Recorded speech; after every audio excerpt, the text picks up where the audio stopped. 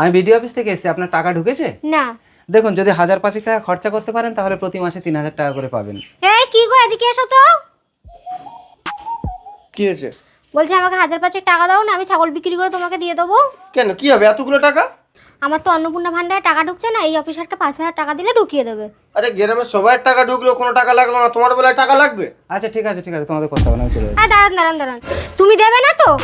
এই দাঁড়াও, কি করছো? দাঁড়াও, আমি টাকা নিয়ে এসছি। এই রত্না, কি হলো দিদি? এ নাও।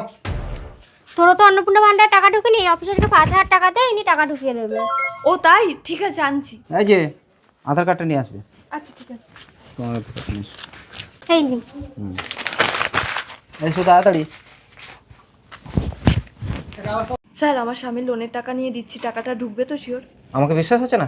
রাখো রাখো। না না স্যার, প্লিজ প্লিজ রাগ করবেন না। এই সমস্ত এগুলো ভালো লাগে না একদম। ঠিক আছে। কিছুদিন পর।